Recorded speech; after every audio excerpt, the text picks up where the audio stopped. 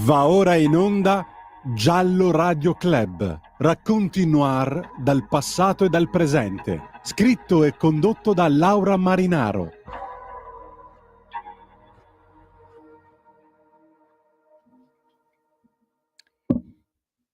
Si vide come anche dal punto di vista giudiziario si poteva essere talmente succubi dell'opinione pubblica dal compiere una serie di ingiustizie, anche di falsi. Ahi, quanto è ancora attuale questa frase, che fu pronunciata da addirittura Giulio Andreotti nel 1953, proprio in occasione di quello che poi fu un processo finito nel nulla per il delitto o per comunque la misteriosa morte di Vilma Montesi, avvenuta il 9 aprile del 1953 a Tor Vaianica. Benvenuti, anzi bentornati a Giallo Radio Club. Oggi di nuovo con una storia del passato che però ehm, eh, torna di grande attualità, anche perché poi tra l'altro è sempre di grande attualità, perché purtroppo è rimasto uno dei cold case della nostra storia criminale, insieme ad altri che sono stati affrontati in un saggio ad opera di Alessandra De Vita, una carissima insomma collega che oggi ospitiamo qui.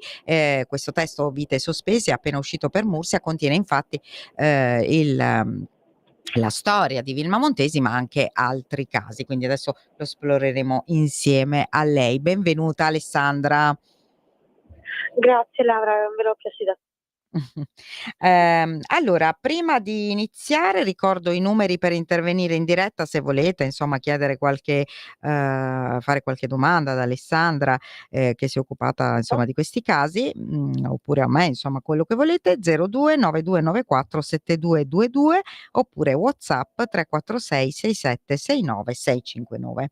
Bene, Alessandra, allora io ho letto il libro e ho trovato veramente tutti i casi molto interessanti e soprattutto anche un po' il punto di vista da cui li hai esplorati. Però vorrei che tu ce ne parlassi, insomma, brevemente, anche cioè Vilma Montesi, cioè, diciamo, faccio un elenco un po', una panoramica su tutti i casi che hai trattato. Sì, innanzitutto io ho scelto di esaminare i delitti risalti della Prima Repubblica, Sì. rileggendoli in chiave di violenza di genere, Mm. ovvero studiandoli, scrivendone, mi sono resa conto che c'era questa linea rossa di sangue che li percorreva tutti, li attraversava tutti. E quindi ho voluto analizzarne anche le logiche sessiste che probabilmente, seppur inconsapevolmente, hanno portato gli assassini a restare senza volto e senza nome. E tutto questo non è emerso soltanto dal crimine in sé, ma anche dalle stesse vite di queste ragazze, dai loro sogni e dai muri contro cui si sono scontrate, frantumate le loro vite, ma ti dico, è emerso anche dagli atti delle inchieste, dei processi delle inchieste, questo elemento. Assolutamente sì, cioè quindi parliamo di adesso oggi si sta parlando, insomma, dal punto di vista giudiziario, di introdurre proprio, nel codice di procedura penale la parola femminicidio, però di fatto i femminicidi, cioè l'uccisione di una donna in quanto tale, cioè quindi in quanto donna, ci sono purtroppo sempre stati, e queste vite restano sospese perché restano sospese nel nulla, nel fatto che non hanno avuto giustizia, giusto? Sì, Laura, io ho immaginato, no? Come sarebbe la mia vita o la vita dei miei familiari, no? Mh. Se dovessi vivere una situazione del genere. Ho provato a immedesimarmi, soprattutto in chi resta. Come riuscirei a superare questa Eh. cosa? Di non conoscere neanche quella che è stata la sorte di una sorella, di una madre, di un'amica. E mi sono risposta così, che la mia vita sarebbe sospesa in questo limbo, un limbo scavato dal vuoto di giustizia, Vero. che è quello che ha corroso purtroppo le vite di queste 9 donne, ragazze e delle loro famiglie, che restano a brancolare nel buio in questo limbo. Allora, prima di parlare in particolare di Vilma Montesi, poi vabbè, magari ci risentiremo un'altra volta perché ne affrontiamo bene, li svisceriamo. Ecco, facci un po' un elenco di tutti quelli che hai Allora, affrontato. sì, in realtà ero partita dalla Montesi, che Sì. è proprio il caso che personifica e che rappresenta e racchiude tutti gli elementi che poi vediamo nei femminicidi irrisolti a venire fino a quello di Via Poma.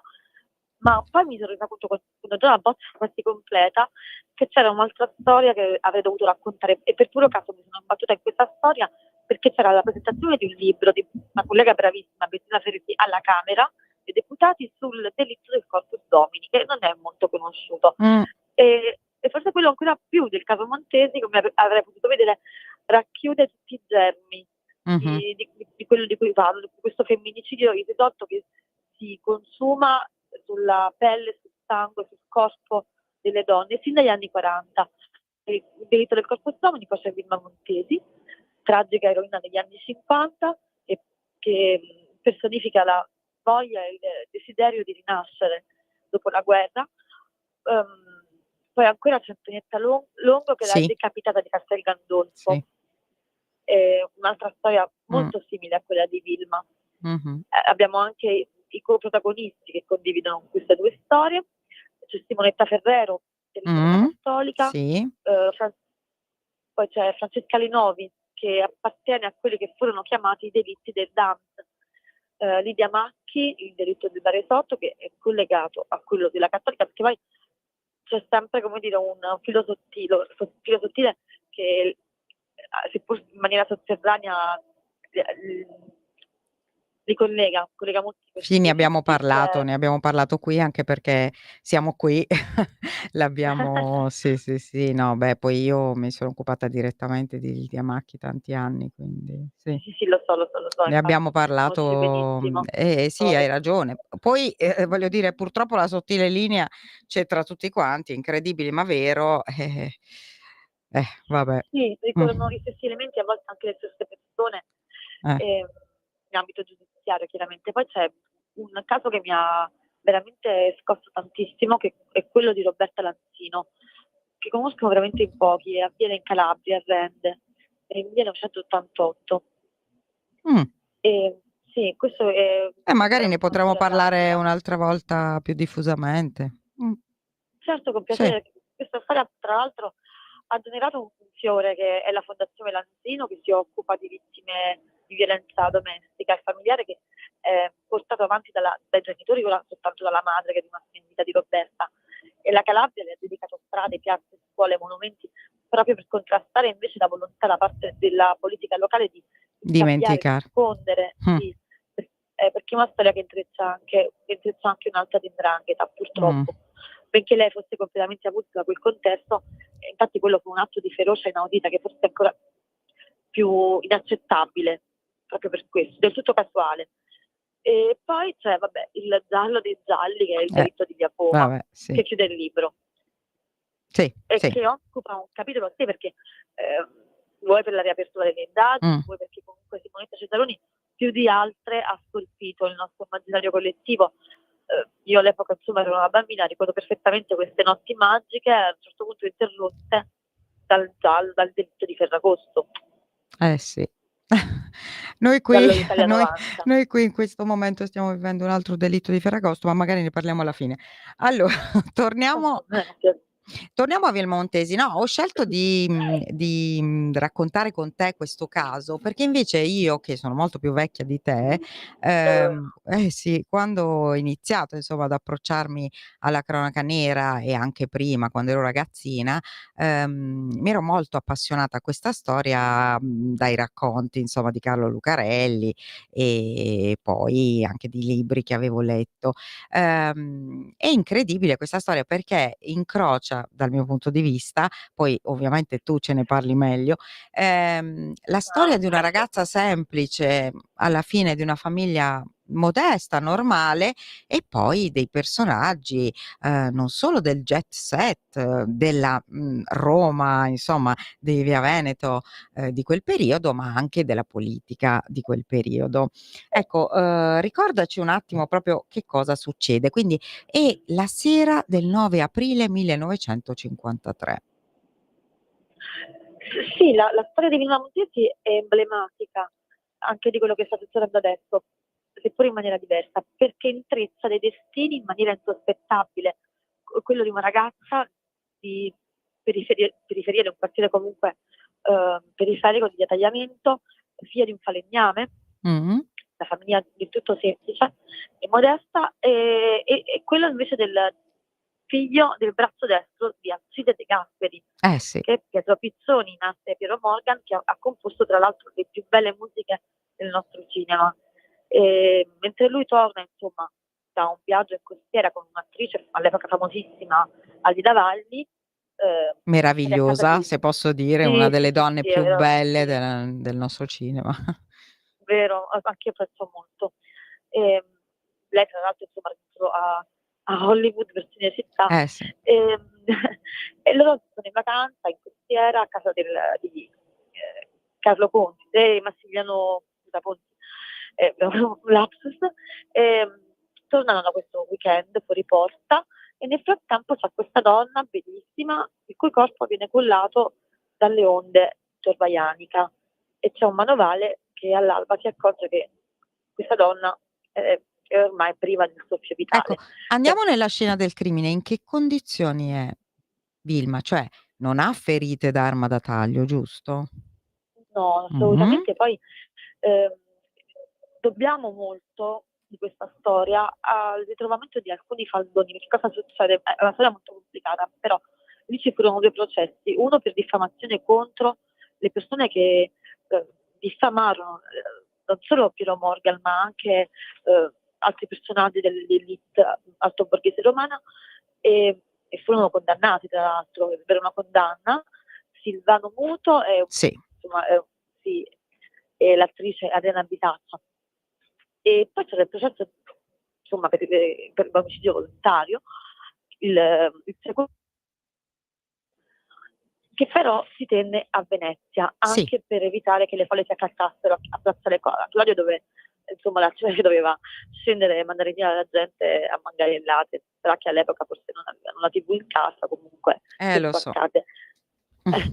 Quando si trovò il Tribunale di Venezia, ci fu questo grosso pagamento, si pensò che tutte le carte su Vilma fossero andate perdute. Invece c'è un criminologo che io ringrazio sempre, Pasquale Ragone, Sì, che ha l'abbiamo sentito una volta qui per Tenco, perché lui Ah, sì, sì, sì, sì, ha sì, lui ha fatto lavorato una bellissima inchiesta. sull'omicidio Tenco, sì. Cioè Tra sul l'altro abbiamo suicidio, scoperto io e Pasquale di essere legati anche, di essere concittadini per puro caso e di avere anche una storia familiare che si intreccia legata a un altro grande mistero che è quello del sindaco scomparso di Battipaglia. Vabbè, è un'altra storia questa, per No, dire no, come vabbè, strana allora la vi vita. invito, te lo dico già, anticipiamo e facciamo possiamo parlare di questo mistero una volta insieme con Pasquale Ragone, perché no? Sì, Molto volentieri, perché i nostri nonni erano in politica all'epoca, entrambi nella DC, militavano nello scudo crociato, quindi si sono intrezzati le loro storie e incredibile. erano coinvolti. Sì, sì, no, infatti veramente i casi della vita. E Pasquale ha ritrovato questi faldoni del processo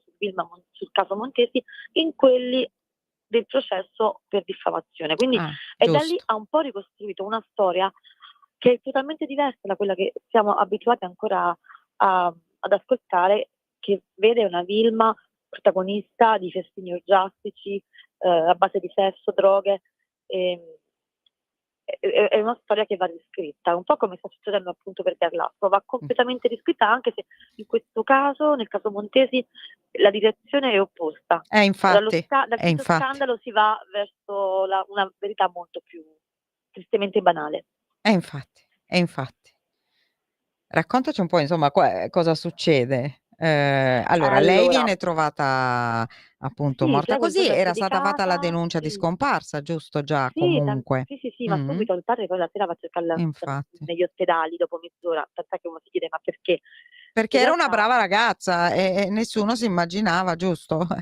Per quello. esattamente. Eh, Era una bravissima ragazza, però era anche una giovane donna che voleva scavalcare il certo. recinto morale che le era stato tracciato intorno, perché le liti erano frequenti in casa Mm, Montesi mm, mm. e Perché lei avrebbe voleva dovuto sposare. sposare uno che non le piaceva, giusto? Esatto, A quei esatto, tempi esatto. succedeva.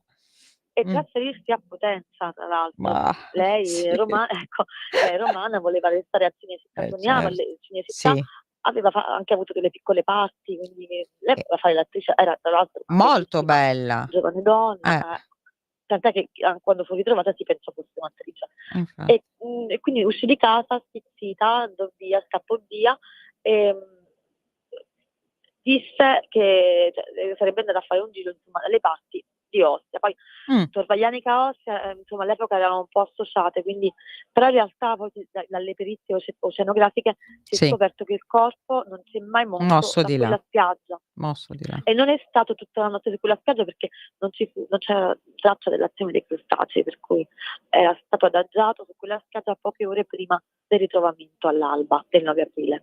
Mm. Quindi la domanda è dove era stata e soprattutto con chi. Ecco. Quali piste investigative vengono vagliate?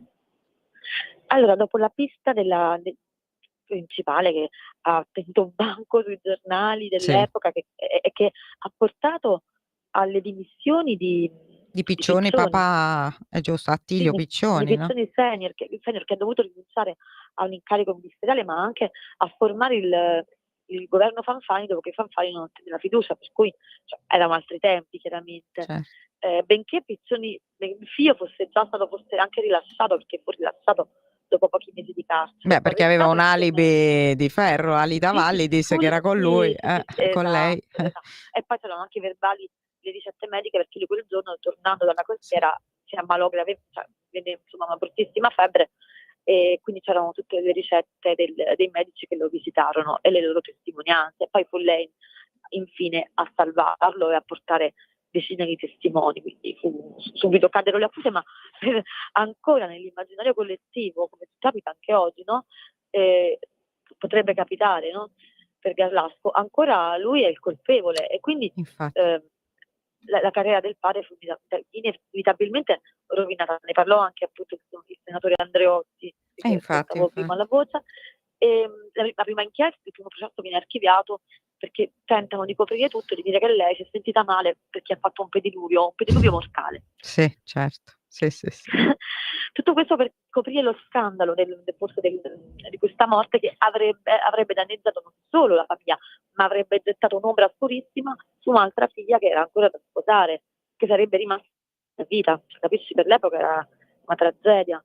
E quindi poi fu riaperto il processo perché ci fu un giudice, il giudice Mastino lo chiamarono, il giudice sì perché non si vide, cioè che qualcosa non gli tornava, insomma, in questa inchiesta archiviata, fece riesumare il corpo e da lì venne fuori la pista di Capo Cottari con questi Sì. marchesi, il marchese Montagna, che faceva questi festini. Eh, in questa villa che era vicino a Torvaianica, dove Vilma effettivamente venne vista quel pomeriggio, ma quelle testimonianze non furono prese in considerazione perché non erano utili a comporre quel quadro, no? Molto più intrigante, complesso, però di cui lei chiaramente faceva parte e questo poi lo hanno dimostrato anche gli abiti con cui uscì di casa con un golfino consumato, cioè degli abiti molto molto modesti, Modesti. esatto, senza manco indossare i suoi gioielli, quindi ti pare che una ragazza così va un Siamo ad una pochettino festa, infatti. a una Sì. festa tra altoborghesi cioè, non bada minimamente al proprio outfit, no. Bravo. Eh, quindi, Soprattutto una che vuole fare l'attrice, magari vuole fare colpo, va eh, ad una festa importante, non va certo vestita come per andare a fare la spesa. esatto.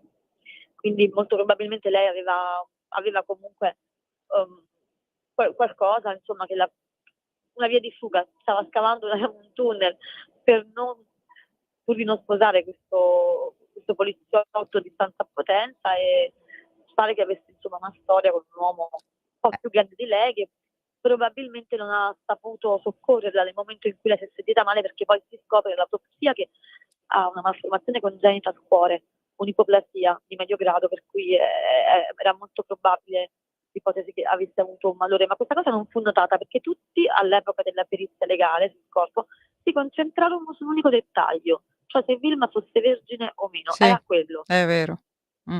Quindi Perché poi le ecco perché mancava comunque una già in calza, storia. giusto? Una delle 2 Sì, un un reggicalzi. Che poi reggicalze. se la vignetta, non ricordi la vignetta del reggicalze in bocca al piccione per viaggiatore, e da lì poi partì tutto lo scandalo, il Mh-mh. finto scandalo di Capocotta. Ma niente, Che quindi poi anche questa pista niente. Alla fine quando tutto viene chiuso e rimane un cold case?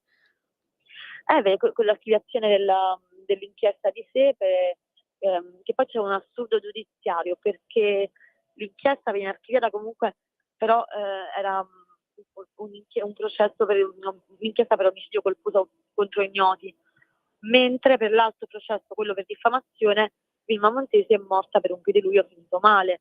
Quindi c'è questo assurdo giuridico che è veramente ancora più inspiegabile e resterà per sempre sepolta la verità su Vilma Montesi. Quello che si può cercare di fare è di ridare dignità a questa donna che non era nemmeno sfiorata dall'idea di poter partecipare a certe situazioni, ma semplicemente voleva affrancarsi da un destino già segnato. Ecco, come reagì la famiglia? Cioè, che tu sappia, insomma, non so chi ancora è in vita o se c'è qualcuno che ha cercato invece la verità intorno a lei, oppure si sono tenuti questa non verità dell'incidente o piuttosto che del malore. No, loro non si chiusero a riccio, tra l'altro perché poi venne fuori questa pista con lo zio Giuseppe, che complicò le cose. Lo zio Giuseppe era un fratello del padre molto più giovane di Sì. Rodolfo Montesi, era quasi coetaneo di Vilma. Lui, insomma, a quanto pare le avrebbe presentato quest'uomo, insomma. Tant'è che quel giorno gli fu fatta una telefonata, lui lasciò di colpo il posto di lavoro per andare a Tor Vaianica, come disse a dei colleghi. Ora non ricordo se si costituì parte civile contro Piccioni, ma non si costituì parte civile contro Piccioni. Cioè in realtà anche la famiglia Montesi era certa dell'innocenza di Piccioni in montagna, perché evidentemente loro la verità la conoscevano. Mh. Ma questo personaggio invece non venne mai indagato poi?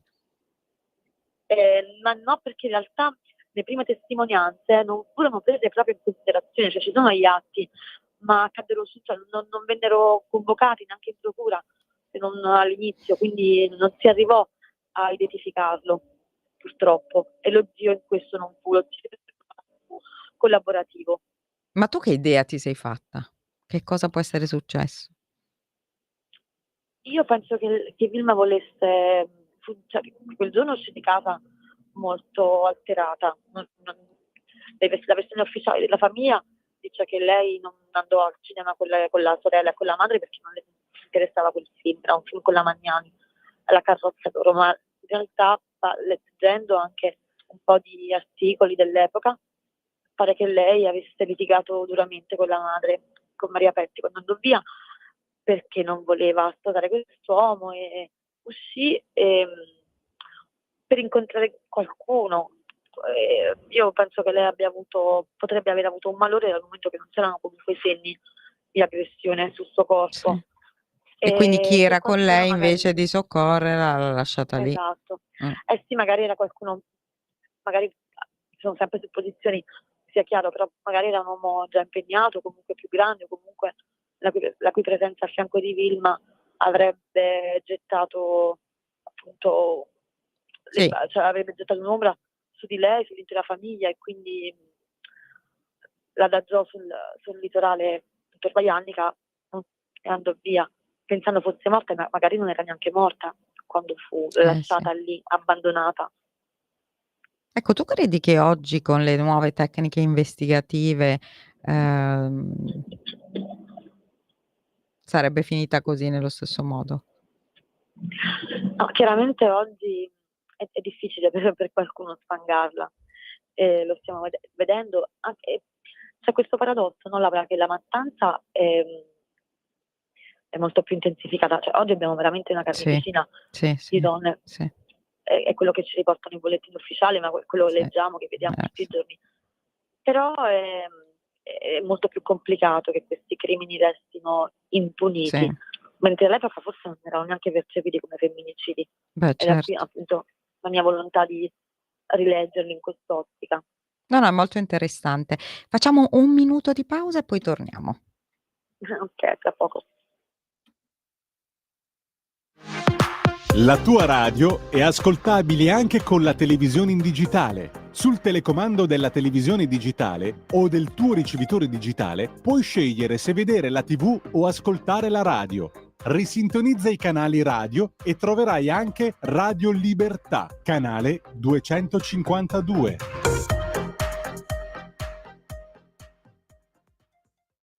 La trama Fenice, il progetto più importante della mia vita. Dal regista visionario Wes Anderson. Zsa Corda, magnate degli armamenti e dell'aviazione. Benicio del Toro. Ti ho nominata unica erede del mio patrimonio. Perché? Se liquidano me, tu liquidi loro. La trama Fenicia, dal 28 maggio al cinema.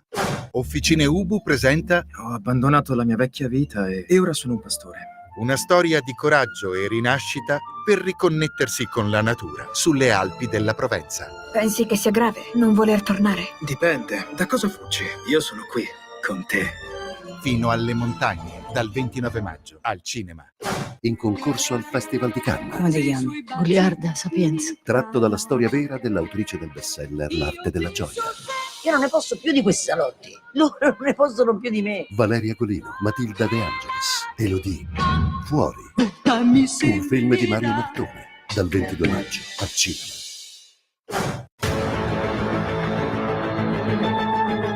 Una stella cadente! È tua la scelta. Siamo sempre stati dalla parte giusta, fratello. Non hai idea di che cosa ti aspetta.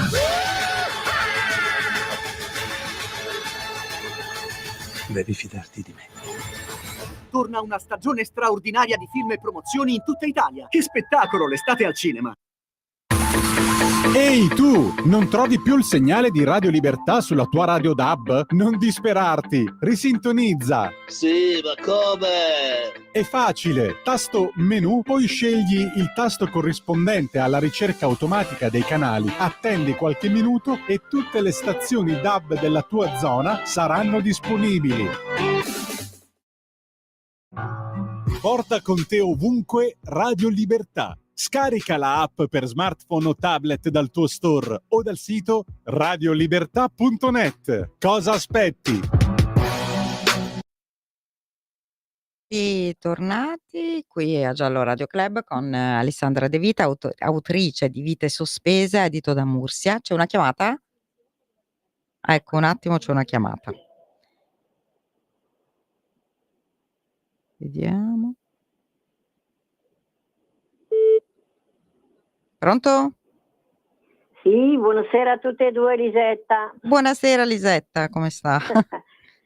si tira avanti. Senta, Sì, dottoressa, allora sì. di questi delitti che vengono revocati, posso dire la mia? Certo, lei ha memoria, immagino, Allora, di questa. grazie. Allora, l'Italia secondo me ha dei misteri, dei gialli, dei casi risolti e delle tante chiacchiere in TV, soprattutto dico io. Allora, quanti assassini rimasti impuniti e quanti innocenti in prigione?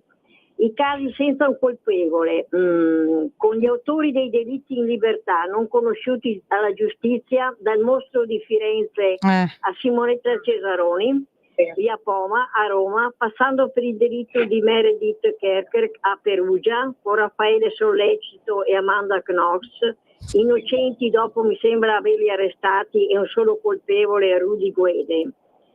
Questi alcuni dei casi mi sembra di carattere nazionale, ma ce ne sono sicuramente altri meno conosciuti.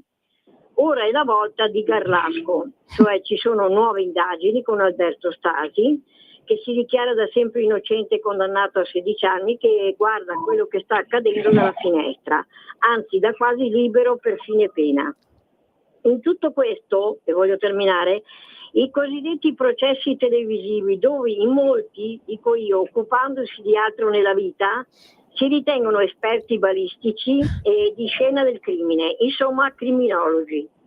Questo purtroppo è il paese dell'indice, dove uno in TV può puntare il dito su Tizio o Caio, basta che non sia lui. Tutto qua, io vi saluto, buona Grazie, serata a grazie tutte e due. Elisetta, grazie. È una bella riflessione, insomma, Lisetta è una signora insomma che ci segue da tempo e ogni tanto anche ci suggerisce dei casi meno conosciuti di cronaca nera, magari dell'epoca insomma in cui ha vissuto lei. Beh, insomma Molto attenta.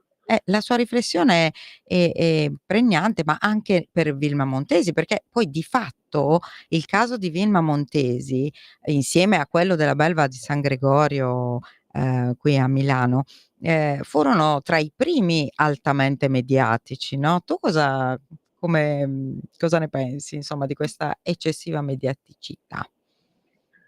È un discorso molto più controverso e complesso di quello che secondo me sembra, perché per esempio, no, con quello che stiamo vedendo, quello che sta succedendo con Garlasco,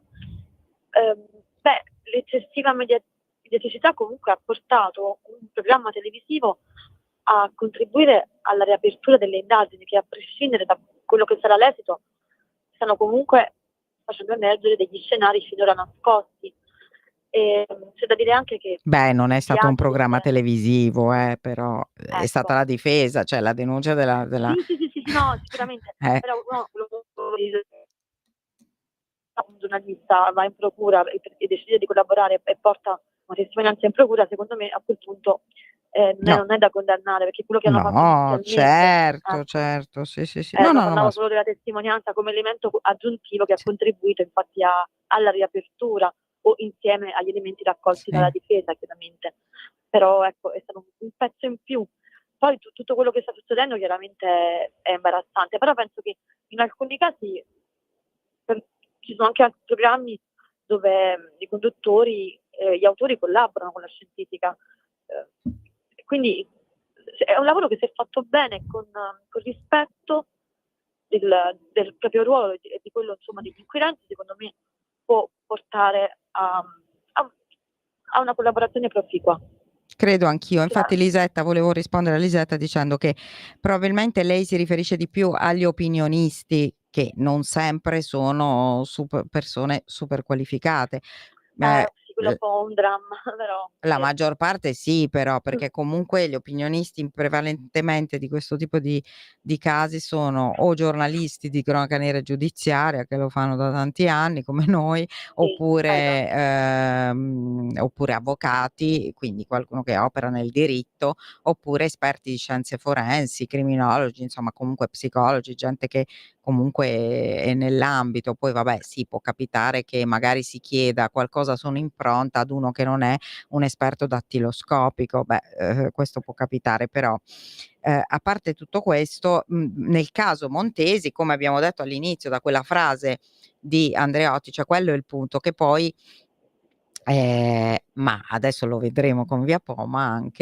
anche lì è stato sbattuto un mostro in prima pagina, cioè Garlaschi è una cosa diversa, perché c'è un condannato in via definitiva comunque, che se ne dica, adesso lui ovviamente si professa innocente, probabilmente sarà innocente, però per ora è condannato in via definitiva. Invece in quei casi abbiamo avuto proprio degli errori gravissimi, cioè anche nel caso di Lidia Macchi, cioè comunque c'è stata una persona arrestata che magari è rimasta in carcere per niente e poi dopo è stata completamente scagionata perché non c'entrava veramente niente. Vilma Montesi era Piero Piccioni, Via Poma è stato Raniero Bosco, che è giusto?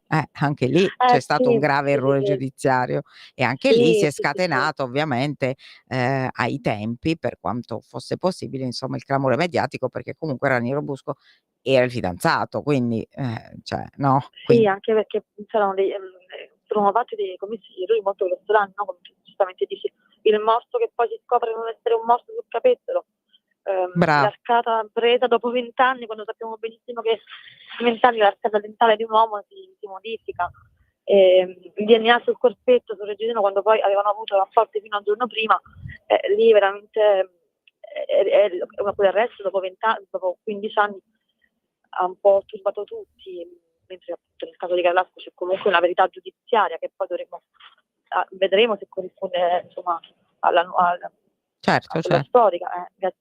Invece nel caso di Montesi, in Lima Montesi c'è stata proprio una strumentalizzazione, cioè lì c'era la volontà di distruggere una corrente politica vecchia per favorire l'ascesa del nuovo che avanza, della corrente fanfaniana, e questo l'ha contestato anche Pietro Ingrao, direttore dell'Unità, nel 2009 lo disse più di un'intervista, che fu fatta pressione in certi ambienti politici sui giornalisti perché venisse fuori questo nome un po' forzatamente per colpire Il padre. persone. Sì. Esatto. Poi infatti alcuni giornalisti effettivamente fecero carriera anche in politica, o Sì. loro direttamente o i loro figli.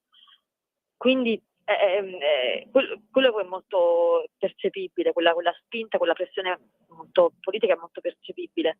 Lo stesso Andreotti, come dicevamo. Infatti, ecco perché è molto importante da conoscere questo caso. Io credo mi piace la frase con cui tu, vabbè adesso spoileriamo, però hai concluso un po', hai concluso questo racconto e tu scrivi che ad uccidere Vilma è stato?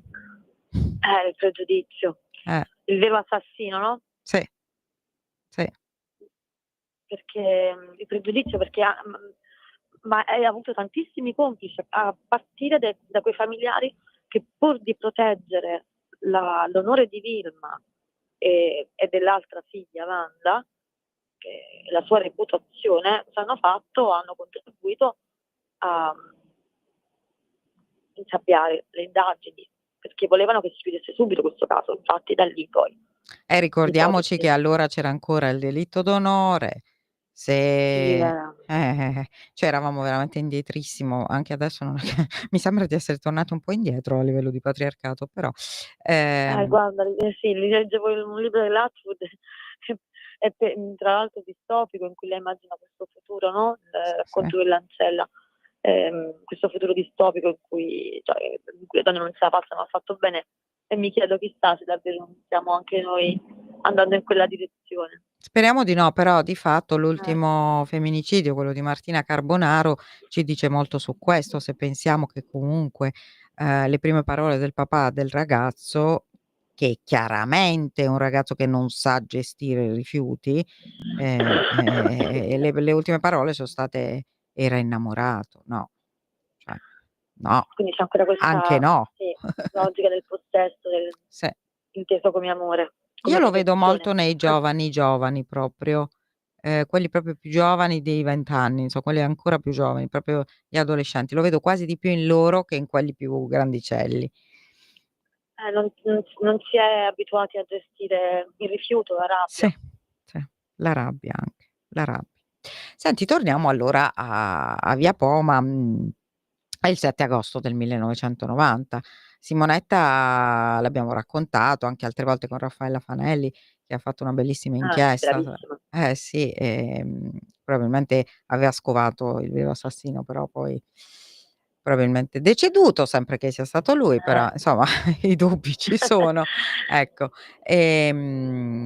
Questa storia, anche sin dall'inizio insomma, diciamo muove molto l'interesse dell'Italia, sia per la bellezza di Simonetta, per la giovinezza insomma di questa ragazza che era andata semplicemente a lavorare e poi nel suo ufficio, è stata massacrata. Da chi ecco, piste anche qui a gogò, mostri vari, perché anche Vanacore, insomma Pierino Vanacore, che poi era il portiere dell'albergo e dello stabile e fu trovato insomma dopo si uccise dopo un po' di anni, o fu suicidato, adesso non lo sappiamo Un perché c'è suicidio anche lì controverso. come hai raccontato insomma, Simonetta e la sua storia? Da che Allora punto di guarda vista? Laura, io non ho potuto aggiungere nulla all'inchiesta, se non quanto già era emerso. Quindi non è stata un'inchiesta quella su Via Poma come anche le Sì, altre, sì, sì, è sì, stato no, ma io costruito. appunto mi è piaciuto Però l'approccio, ecco, sì, sì. ecco, ti ringrazio. Sì.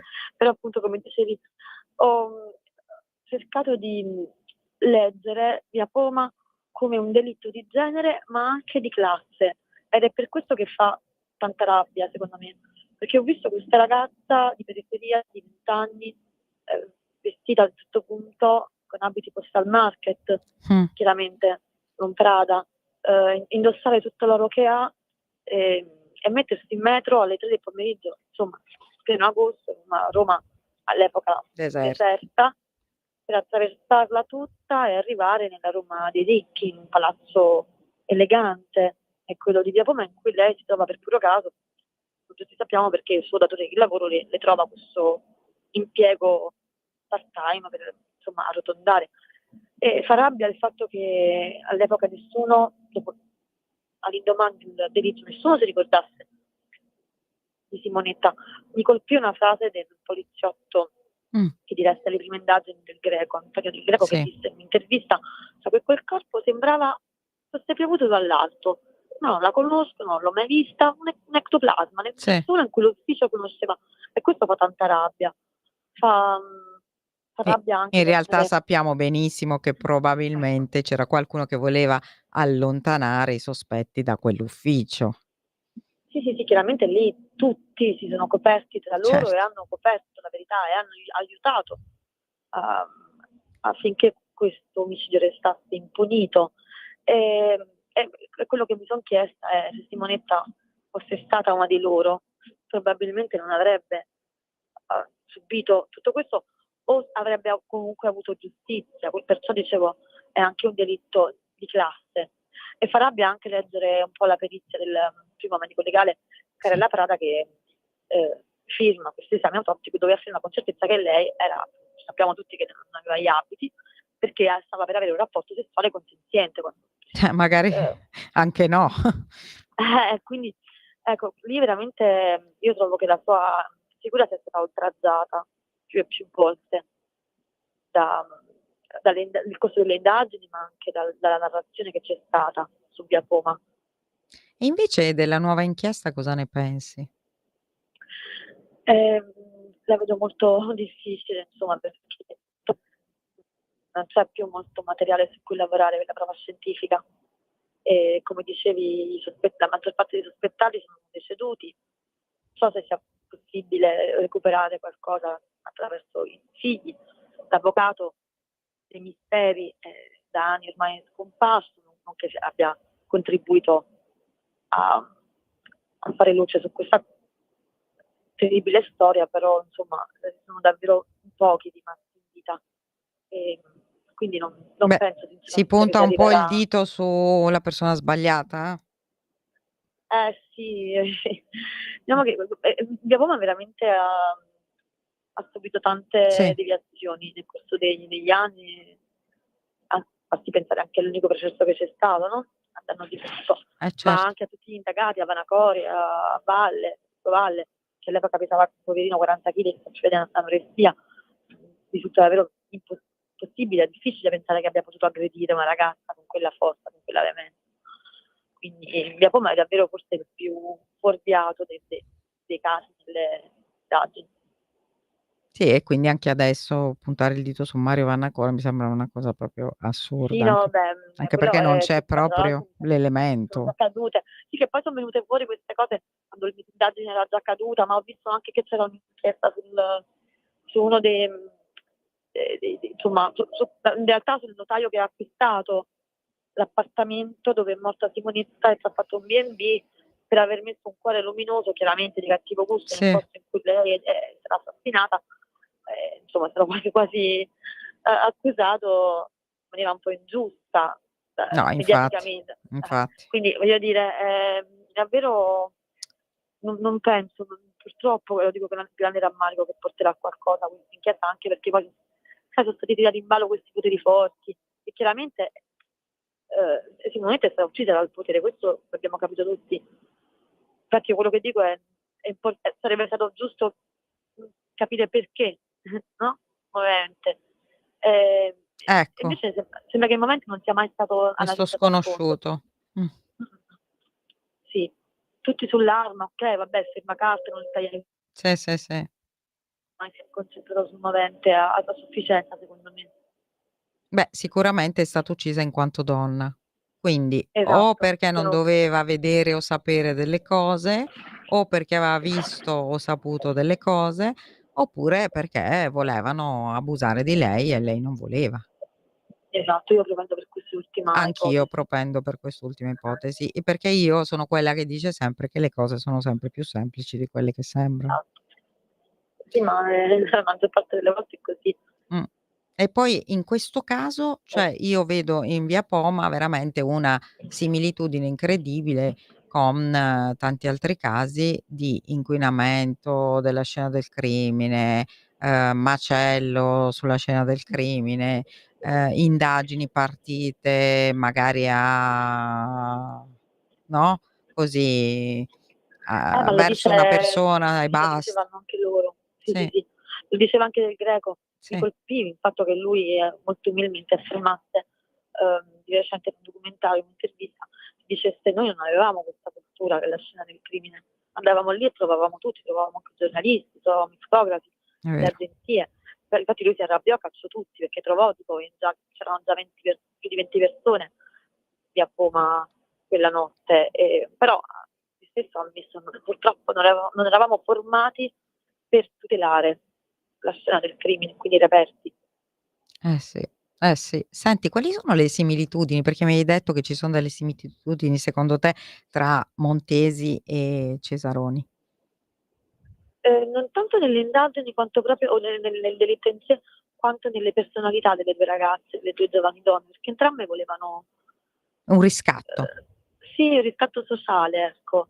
Entrambe erano volitive, erano determinate, erano impegnate, ognuna a modo suo e secondo poi le proprie possibilità e anche rispetto all'epoca che ha vissuto. Chiaramente parliamo di una ragazza vissuta nel dopoguerra, mentre Simonetta Cesaroni ci porta già negli anni '90, quindi gode di maggiore libertà. Certo. Però anche leggendo i diari di Simonetta, mi ha colpito anche la rabbia che provava nel sentirsi sottomessa a questo ragazzo che un po' insomma, un po' la snobbava, che un po' la faceva soffrire per Sì, questa era di questione. quelli no, o de della Belli e can dannati. sì, belli e dannati, cioè che ti fanno stare un po' sulle Sì. spine che poi Sì, sì, sì, sì. ecco. E lei mi colpì il fatto che già all'epoca, si odiasse per essere così succube di questo sentimento, perché comunque era una ragazza profonda Mh-mh, è che, vero. provava un sentimento autentico per Raniero Butto, purtroppo non ricambiato, che soffriva per questo giovane uomo, questo ragazzo, che però non rinunciava, ecco, a evolversi, a trovare una via di fuga anche da quella periferia in cui era nata e cresciuta. Sì, magari nel Purtroppo lavoro avrebbe potuto, sì, fare carriera o sì, guarda, io son convinta che quel giorno lei certo, dovesse incontrare qualcuno per lavoro in via Poma, perché poi a quanto pare era già finito il suo lavoro, come infatti. dissero anche alcuni dipendenti di AIA, cioè dell'ente su cui lavorava. Secondo me lei era molto decisa a voler continuare quel lavoro proprio per, come dicevi tu, in una sorta di evoluzione sociale, voleva avanzare appunto sulla scala sociale e questo purtroppo le è costato la vita. Eh sì, certo, poi la cosa più terribile è stata anche che tutti quanti han detto: "Ah no, non la conoscevo, ah no, non sapevo." Anche la sua addirittura compagna, cioè insomma collega, Sì, sì, sì, sì, sì, Giusy assurdo. Faustini. Ovvio che allora poi non c'erano le mail, non c'erano le celle telefoniche, le telecamere, per cui è difficile, poter stabilire poi chi c'era davvero nel palazzo Però che dai fogli firma, come tu ben sai, sappiamo che appunto sì. c'erano altre persone in quell'ufficio, che non era un castello. Ah beh certo, no, in generale certo, sì, sì, sì, ma poi anche lui, Francesco Di Sarno, comunque quando, Raffaele era andato ad intervistarlo, inizialmente aveva detto che nemmeno la conosceva, poi Ricordo. dopo ha ammesso che la conosceva, Sì, sì, quindi lei coraggiosissima, anche perché lui, cioè, la trattò malissimo lo ogni so, giorno. avevamo mandato l'audio, mi ricordo. Sì, sì, io Mam infatti pensavo a un certo punto le scioglierà i cani contro, perché è mamma. davvero no, lei è molto lei secondo me tra tutti è quella che è più avvicinata alla verità Sì, di Roma. sì, credo anch'io, credo anch'io. Va bene, senti, vogliamo proprio dedicare questi ultimi minuti a Garlasco? È impossibile non farlo. Mh. Allora facciamo un Guarda po' il io sì. punto delle O cose, che ci sono. In realtà io vorrei condividere con te una riflessione. Sì. Perché a me, io tutti i giorni, no, come tutti ormai, che fanno il nostro mestiere, cerco di fare il punto. Poi però mi sembra sempre di vivere un incubo, chiaramente dall'esterno, un incubo popolato di maschere. Mi ricorda molto appunto una serie di David Lynch, quello che sta succedendo, perché ogni giorno i segreti di Twin Peaks, esatto. Me la E lei ricordo. penso che sia proprio sovrapponibile al personaggio di Laura Palmer, perché leggevo su Repubblica qualche giorno fa di questi strani aperitivi in centro a Milano, queste chiamate di queste con lo zio, no? Le mail con l'amica, il fatto che lei questa stessa missione avesse No. altre storie. Beh, non è proprio così. Non è proprio No, infatti no. Perciò dico, mi sembra un sogno, perché leggo queste cose e mi domando quanto ci sia di reale in questo sogno, perché se lo riportano come Repubblica mi domando, avranno accesso a degli atti che io Ma no. guarda, noi le abbiamo pubblicate prima di Repubblica, cioè abbiamo pubblicato quelle mail, si sapevano da una vita, e erano state anche esplorate nella prima indagine, non è mai venuto fuori Ecco, niente. non ho mai analizzato questo Cioè, caso. perché inizialmente proprio fu interrogata quell'amica e lei disse che sì, no, vabbè, che scherzava. Effettivamente non è assolutamente vero che avesse un altro telefonino, e Ecco, però quindi è quello che ci raccontano tutti oggi, no? La storia del secondo telefono, delle chiamate. ma non è vero.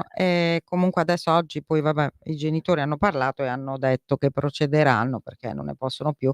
Io proprio vorrei invece fare proprio questa riflessione sulla vittimizzazione secondaria Ecco. e la Sì, ma è quello trovo che sta succedendo, infatti. la trovo una cosa terribile. Io invece allora la procura di Milano, scusa, di Pavia, con 4 super procuratori e i carabinieri del nucleo investigativo di Milano, che io conosco e sono bravissimi, stanno lavorando in silenzio.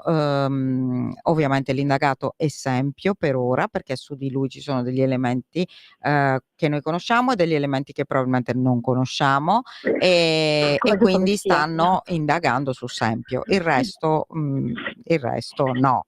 Il resto no. Il resto è una serie televisiva, perciò dicevo, Appunto, brava. mi sembra Sì. di vedere un sogno dall'esterno con queste maschere. Sì. E non riesco davvero ho difficoltà a vedere oltre le maschere, perché poi quando la narrazione proviene da fonti bene non dirette, comunque ufficiali, diventa difficile.